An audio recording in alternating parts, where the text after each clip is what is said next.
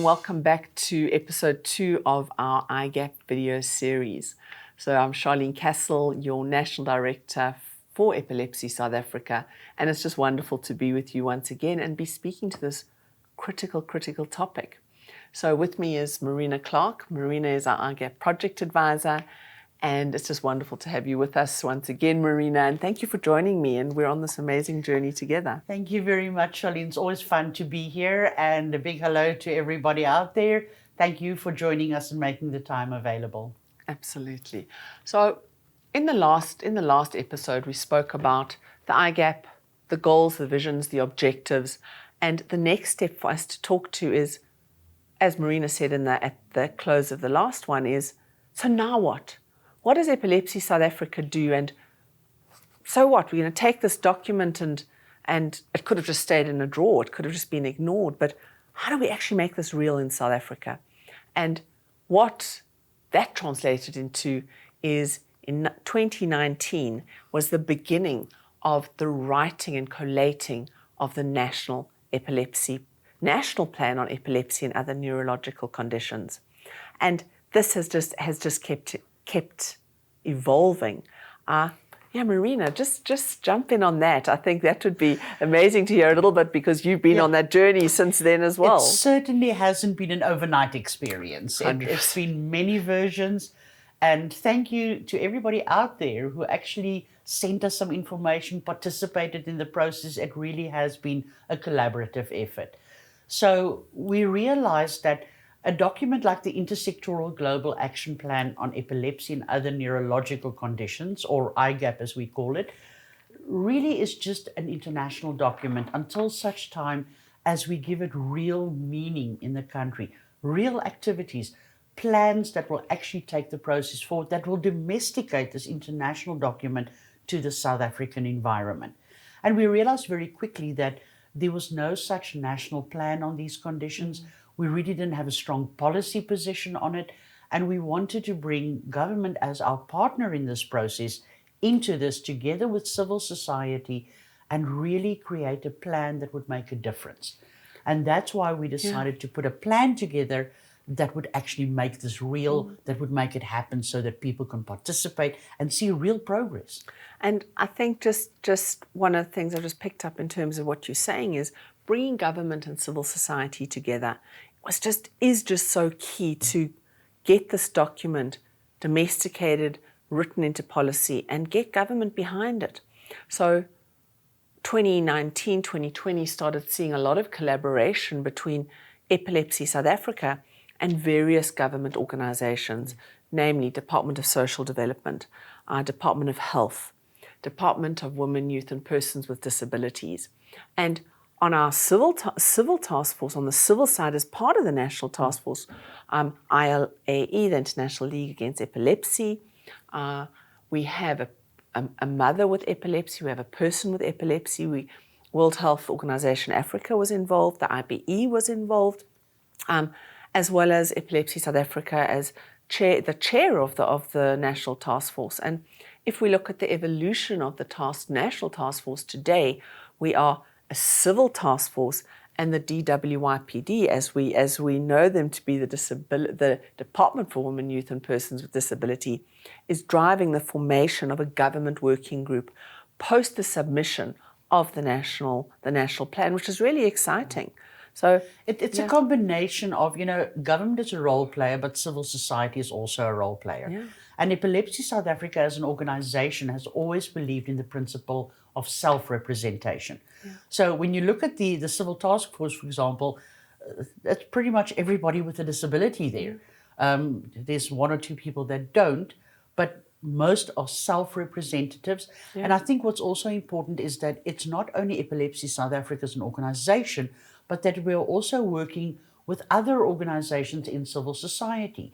For example, the Stroke Survivors Foundation is represented on our task force. We are in regular communication with other organizations dealing with neurological conditions. Correct. It really is a partnership situation. And it was John Kennedy that once said, ask not what your country can do for you, but ask what you can do for your country. And I think that's at the heart of this national plan we've put together. It's not waiting for government to do things for people, but also bringing people in to do for themselves. And in that way, a real partnership works. So the purpose of the plan, and we go back to, again, alignment with the global document, was to change perceptions around epilepsy and other neurological conditions. And that is one of the focus areas, and needing to gather information of what that looks like. And we'll talk to how we gathered and Sharlene, what you're saying is so important, because a lot of people with epilepsy will speak about the stigma they experience, the fact that people treat them differently to what they treat other people. And at the heart of that lies fear, because we fear what we don't know and understand. So changing public perceptions happens through creating awareness about these conditions, but also educating people so that once we understand something, the fear disappears, and together with that, the stigma and the discrimination disappear. Just following on to what you were saying, is that I heard a beautiful quote, and it was along these lines, is that people with epilepsy, that live with epilepsy, often find it harder to deal with the stigma around the condition than actually living with the condition. And that talks into everything that you're saying. Going back to really the purpose of the plan. And people don't know, but there are international instruments for disability, and there's national instruments that really protect their rights. So it really is important to enable those disability rights to be spoken about and be at the focus of South Africa's conversation. And again, that being a goal of the national plan that has been submitted very proudly, right? Oh, yes. In July 2023, that was submitted to the DWIPD, and it was like a momentous moment again for us. But really speaking to that approach and strengthening disability rights in South Africa is really another critical goal of the plan. The disability rights movement in South Africa has a very proud tradition. Yeah. And South Africa as a country, and our disability sector in South Africa, was very instrumental in the approval of the United Nations Convention on the Rights of People with Disabilities. But even more so, the Constitution, being the highest law in the country, recognizes disability rights and outlaws discrimination on the basis of disability. 100%. So the principle of disability rights and the human rights approach is already entrenched in what we do. Absolutely. And part of the purpose of this plan is to really make it true for people with neurological conditions as well. So, while we're talking about the way people are perceived and the stigma they experience and the rights that they have and how to realize those rights, we also have to look at the practical things. And the practical things deals with the access to healthcare. Where do people go to get a good diagnosis, to get good treatment options? But not only the healthcare aspects, but also the human aspect, the psychosocial aspects of the condition, because it affects every aspect of your life. And that's why it's an intersectoral plan. It brings together different sectors. But at the heart of it remains the issue of people speaking for themselves, the concept and the principle of self-representation, and enabling people to be self-advocates so that people understand what their rights are and they are able to realize those rights. And I think, Marina, what's interesting, and just tying into what you're saying is when we did a national road trip, and as a person with epilepsy, I stand up, and it's only in the last 10 years that I actually started talking about my epilepsy. I never did. And which is a whole nother story for another day. But what I'm trying to say now is that I was amazed in all these forums in 9 provinces when I asked who has epilepsy in the audiences. I knew in some of the audience fact that there were at least 5 or 10 people, and one person would put up their hand. And only as the day progressed would indirect questions come up, and we would go, okay. So that promotion of the rights and self-representation is important. And for every person with epilepsy also to go, I need to be speaking out because that's how we stamp out stigma. I need to be making people safe around me, that they understand the condition. Yeah. And I think that's been one of my learnings, is really to speak out, because the more I speak, the more actually support I get from people around me, because they feel comfortable, they feel educated, they understand that I know my rights.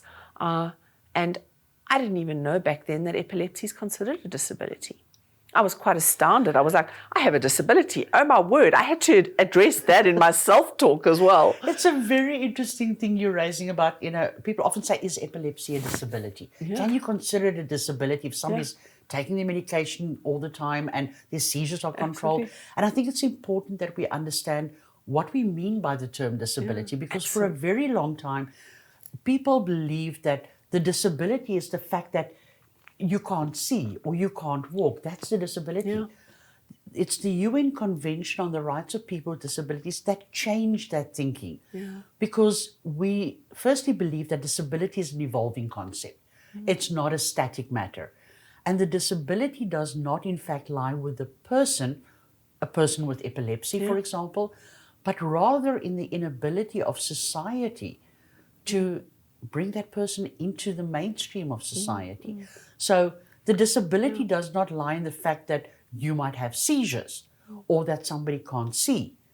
The disability lies in the fact that people in the community don't know what to do when somebody has a seizure, or the fact that information is not in an accessible format for a blind person, or there isn't a ramp into a building for a person in a wheelchair. So it's a really interesting thing that, is it a disability? Yes, because it speaks about how society deals with that person. And if that society cannot accommodate that person, that's where the disability lies. I think when we then consider and we go, okay, so what are the objectives of this plan that's been submitted? And those again come directly from the Intersectoral Global Action Plan document itself. Well, not only from the plan, but also from the consultative workshops. Absolutely, and we pulled it down to say, this is the reality of South Africa. And all those hundreds of people that we met, they had a voice for the first time. And I've coined this phrase, a voice for the voiceless, because the excitement of us telling them, you're going to have input and inform the national plan on epilepsy and other neurological conditions, was we have a voice. And South Africans need to know they have a voice. I mean, how frustrated do we get as a nation? So the first strategic objective we speak to is the policy and policy prioritizations and strengthening the governance, which talks again to, if we start breaking that down into subtitles, we're talking about campaigns, advocacy, initiatives. So we're talking about policy and legislation that truly give oversight and regulation and mechanisms for monitoring and evaluation. Absolutely. And I think that's a really key pillar in South Africa we're speaking to in our plan.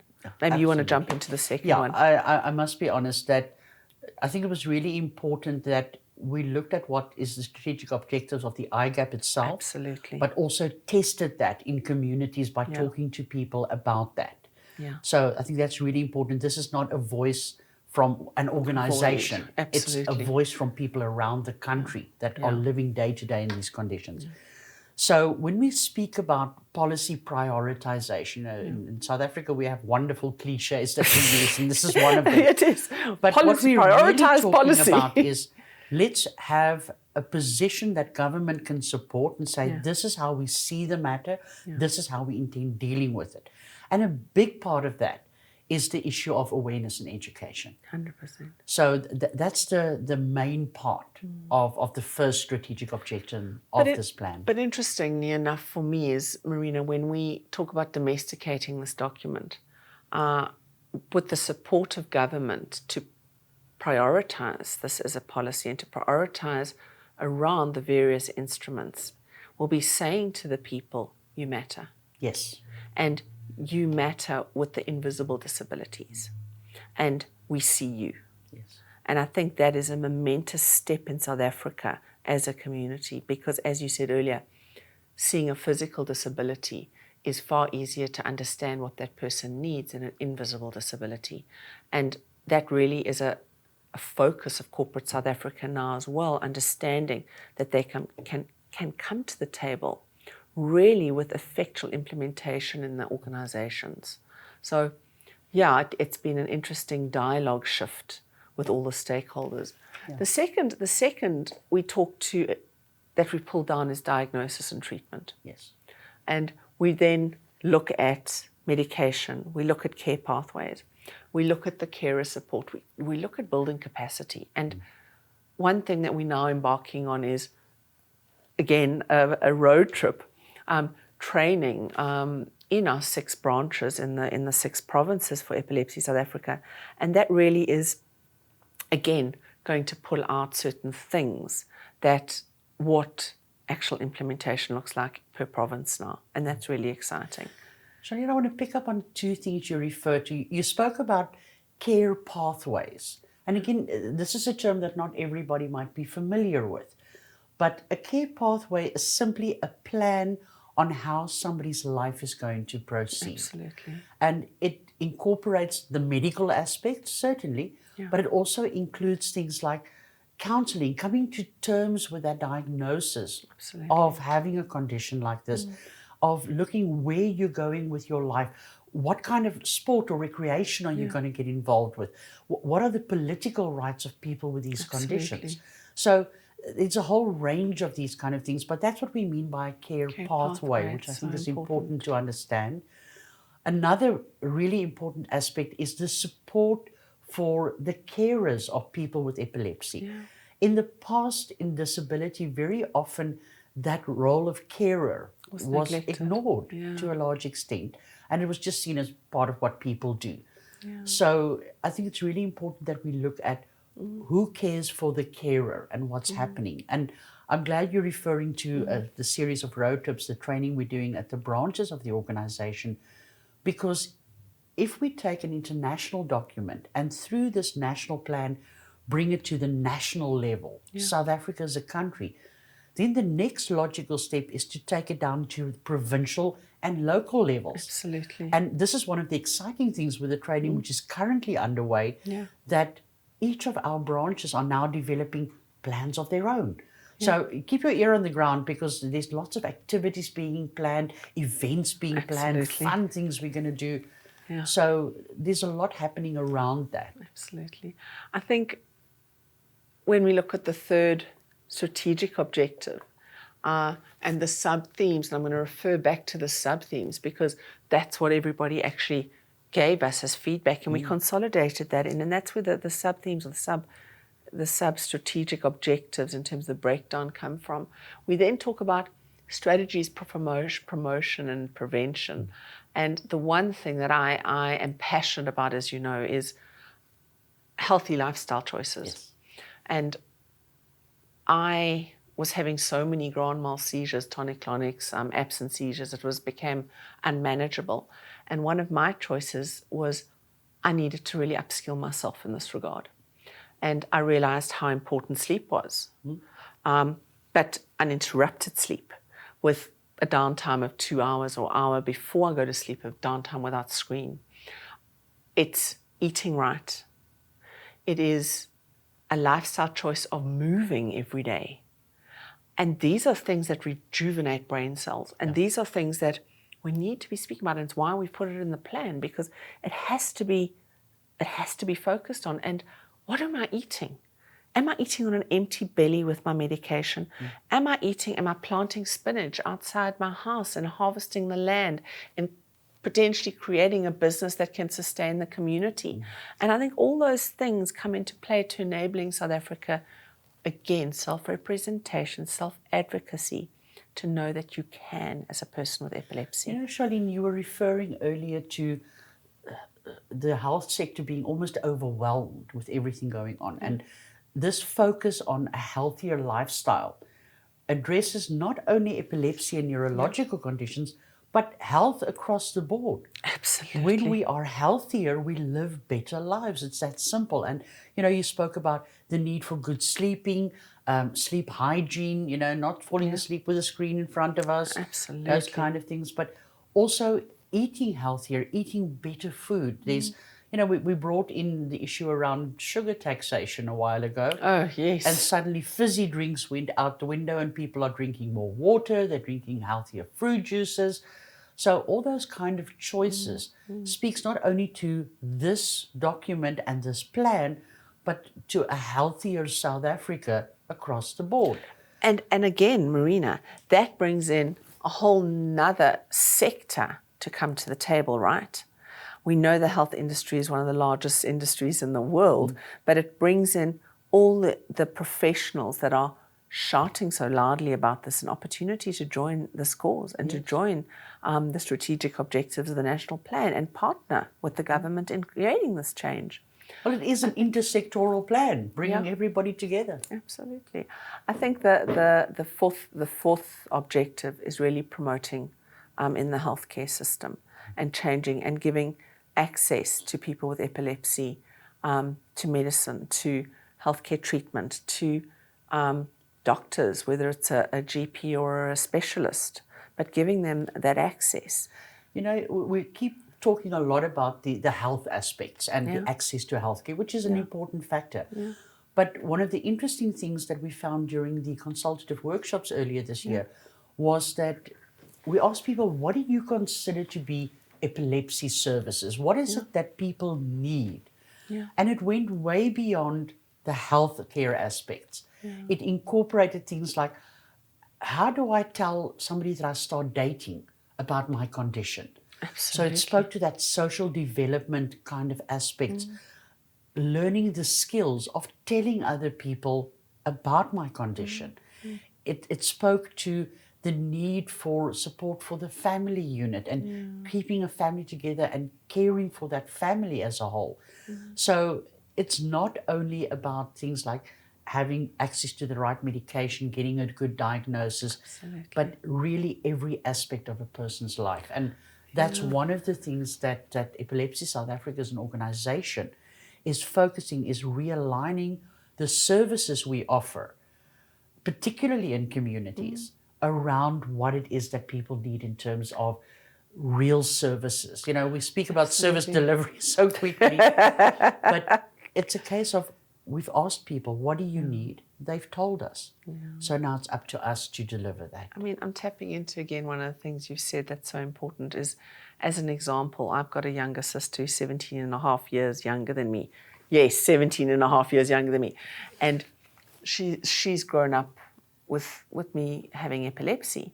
And it was only recently when we did a webinar and I invited her to join us, and it was Epilepsy and Family. And it was the first time she'd ever spoken about being a sibling to a person with epilepsy. And it was so emotional. And to hear again what she was saying, I needed information. I needed support to understand how to support my sister. So the more we talk about it, the more it just keeps hitting home, because there could have been so much more support for my environment. And I can't even imagine a person that is in a very different circumstance to me in terms of what they go through. I think the next step is just to talk about what does this plan contain, and just the modules that were informed from our consultative workshops, and obviously the build of this plan since 2019, and what those modules look like. And I just think we can just quickly share topics and go into them slightly to tell people the structure. It's really and easy to understand. Yeah. We used almost like a template, existing legislation and so on, so that it's in the right format if it's going to be a proper policy. And in short, there's 8 sections in the national plan. Yeah. And the first is what we call the overview. And what we would like to see is the ministers of the departments that we're partnering with in this, that we're working with, actually writing a statement about how their department views these conditions, what their take is on it. So that creates a basis for how government sees this, because government's an important partner to us. Absolutely. So that's the first section. It's then important for us to create the context of these conditions. What is the reality like? How many people are there? What's the prevalence rate of these conditions? Things like the treatment gap. And for those not familiar with it, the treatment gap is really the difference between the number of people with a specific condition versus the number of people getting treatment for that condition. And in Africa as a continent, that treatment gap for epilepsy is 75%. That means 3/4 of people with epilepsy are not getting the treatment they need. It's frightening, right? It's so absolutely it's frightening. creating all those kind of things. What are some of the strange things people believe about the condition? You know, one of my personal favorites that I heard is that people with epilepsy can predict the future. Yeah. So I'm looking to find those people with epilepsy because I'd like to hear from them what the lotto numbers are for this weekend. Or what's happening what's going to happen in the Rugby World Cup. Who's going to win the World Cup? You know, come on, boys. Like to we know. need you to bring the cup home again. It's really important that in this section we create the context, the world in which we find ourselves. Yeah. And then we need to be very clear in the third section, what is the purpose of this plan? The scope of it, in other words, who does it apply to? As well as the principles of this. What are the principles? And we've spoken about things like self-representation and those kind of things. In the fourth section of the plan, we deal with the vision of it, which the mission of it, and the outcomes. In other words, what will we actually see at the end of implementation? It's got to be real things. It has to be, and it's a call to action. Yeah. And this whole document becomes a call to action for government. Objectives we've already spoken about, the 4 strategic objectives. But each of those needs some kind of implementation plan. Yeah. If we say we want to have more awareness about the condition, how will we achieve that? Yeah. Are we going to do talks in the media? Are we going to have events where people can learn more? That's where the real step-by-step kind of activities happen. Yeah. And then we obviously need to look at how we monitor and evaluate the impact. And that is such a big one because that holds everyone to accountability, right? Are we right? making progress? Are we going in the direction we want to? And what is the impact of it? And is it impacting? If it has no impact, then it's meaningless. It's academic. Yeah. And then just to assist everybody who's reading the plan for the first time and might not know all these things, we talk about the UN Convention on the Rights of People with Disabilities and World Health Assembly resolutions. We've just included some annexures that has information like this, that people can learn more about it. Yeah. One of the annexures that I think is really important is on myths and misconceptions around epilepsy. Absolutely. Some of the things people believe, and you know, if you believe something to be true, it's true for you. So we highlight some of these, but we also say what is the real facts. Yeah, thank you, Marina. And I think that just kind of scopes out what's been submitted to government. And this next journey just becomes so exciting because it really is the next journey concurrent to working nationally again, right? So, yeah, I think it's also important that we understand that why did we take this plan to government? Yeah. Because we would like government, the department that we work most closely with, the Department of Women, Youth and Persons with Disabilities, that the next step in this is to take it to Cabinet and to get Cabinet approval with this document, this plan, so that it can actually go to Parliament and be accepted in Parliament and have real standing. You know, we spoke about policy prioritization, and that's exactly the route we need to be taking. Marina, I think we've really spoken about, we've really scoped this. We've covered so much information now. And just to reiterate, our plan has 4 priorities: advocacy, awareness, and education, access to healthcare services, access to epilepsy services, and policy plans and legislation. Yes. And if we hold true to those priorities, we can change South Africa in this regard. Absolutely. And I'm just so excited about this journey. Marina, closing comments on the plan? Yes, it's been a really exciting process. It's been a long road to walk. Maybe not a long road to freedom, but maybe a long road to rights in this case. But we also need to look now at what are the things that's happening. And I think in our next video series or the next couple of videos, we can tell you more about what are we actually doing as an organization? What are some of the events that's taking place? How can you join in and how can you be part of our journey? So we look forward to that. Yeah, thanks, Marina. It's always just so nice chatting, hey? And it always amazes me how you and I just lockstep because we're on the same page. It's just such an honor to work with you. So I'd like to just say thank you for joining us today and take this information, share it with people. And yeah, for myself, being able to conduct this series and share this critical information, my call to action just is for all the stakeholders to come to the table more, and to thank everybody that's got us to this point that we were able to submit this national plan on epilepsy and other neurological disorders to government. And I look forward to the next step with our critical partners. So thank you so much. Thank you.